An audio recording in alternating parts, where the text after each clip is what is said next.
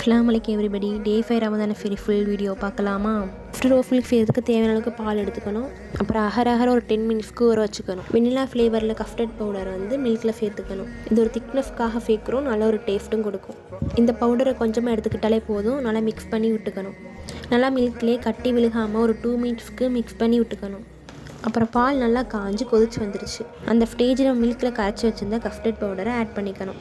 ஒரு திக்னஸ் கிடைக்கிற வரைக்கும் நல்லா மிக்ஸ் பண்ணி விட்டுக்கிட்டே இருக்கணும். அப்புறம் ஒரு கப் சுகரை ஆட் பண்ணி நல்லா திக்னஸ் கிடைக்கிற வரைக்கும் லோ ஃப்ளேம்லேயே வச்சு நல்லா மிக்ஸ் பண்ணி விட்டுக்கணும். ஒரு 5 மினிட்ஸ்க்கு இதே போல் நல்லா மிக்ஸ் பண்ணி விட்டுக்கிட்டே இருக்கணும். நல்ல ஒரு திக்னஸ் கிடச்சதும் நம்ம தண்ணியில் ஊறிச்சிருந்த அகர சேர்த்துக்கணும்.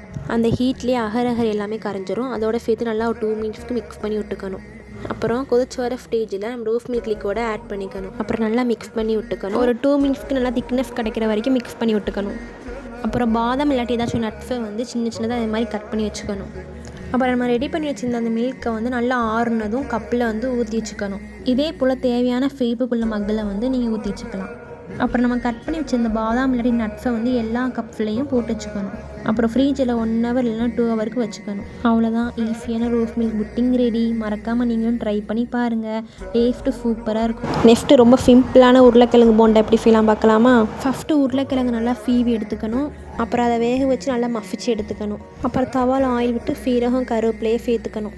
கருவேப்பிலை நல்லா பொரிஞ்சு வந்ததும் பச்சை மிளகா சேர்த்துக்கணும். அதோட கட் பண்ணி வச்ச வெங்காயத்தை சேர்த்துக்கணும். நல்லா மிக்ஸ் பண்ணி விட்டுக்கணும். அதோட சேர்த்து கொஞ்சமாக இஞ்சி பூண்டு பேஸ்ட்டு ஆட் பண்ணிக்கணும். அப்புறம் அதே சேர்த்து நல்லா மிக்ஸ் பண்ணி விட்டு நம்ம மசிச்சு வச்சு உருளைக்கிழங்கே சேர்த்துக்கணும். அப்புறம் லோ ஃப்ளேமில் வச்சு நல்லா வதக்கி விட்டுக்கணும். அப்புறம் அதோட சேர்த்து கொஞ்சமாக மஞ்சள் தூள் ஆட் பண்ணிக்கணும். அப்புறம் கொஞ்சமாக உப்பு சேர்த்து மல்லித்தலை புதினாவும் சேர்த்துக்கணும். அந்த மசாலாவோட சேர்த்து உருளைக்கிழங்கு நல்லா மிக்ஸ் பண்ணி விட்டுக்கணும். அப்புறம் ஒரு பவுலில் 2 கப் கடலை மாவை ஆட் பண்ணிக்கணும். அதோடு சேர்த்து 1 கப் அரிசி மாவு ஆட் பண்ணிக்கணும். அப்புறம் அதோடு சேர்த்து சிக்கன் மசாலா 1 ஸ்பூன், மிளகாய்த்தூள் 1 ஸ்பூன் ஆட் பண்ணிக்கணும். அப்புறம் 1 ஸ்பூன் உப்பு சேர்த்து தேவையான அளவுக்கு தண்ணியை சேர்த்துக்கணும். ரொம்ப அதிகமாகவும் தண்ணி சேர்த்துடக்கூடாது. நல்லா இந்த மாதிரி பேஸ்ட் ஆகிற அளவுக்கு நல்லா மிக்ஸ் பண்ணி விட்டுக்கணும். அப்புறம் நம்ம ஆல்ரெடி ரெடி பண்ணி வச்சுருந்த உருளைக்கிழங்கு மசாலாவை பால் மாதிரி உருட்டி அந்த பேஸ்ட்டில் வச்சுக்கணும். இதே போல் எல்லாத்தையும் ரவுண்டாக பால்ஸ் போல் உருட்டி வச்சுக்கணும். அப்புறம் தவாவில் ஆயில் ஊற்றி நல்லா எண்ணெய் காஞ்சதும் எல்லா பால்ஸையும் மசாலாவில் மிக்ஸ் பண்ணி எண்ணெயில் போட்டுக்கணும். அப்புறம் லோ ஃப்ளேமில் வச்சு நல்லா ப்ரௌன் கலரில் வர்ற மாதிரி பொரிச்சு எடுத்துக்கணும். அவ்வளோதான், டீ கடை ஸ்டைலில் மொறுன்னு உருளைக்கிழங்கு போண்டா ரெடி. நீங்களும் ட்ரை பண்ணி பாருங்கள். இதோட இன்க்ரீடியன்ஸை டிஸ்கிரிப்ஷனில் கொடுத்துருக்கேன், பார்த்துக்கோங்க.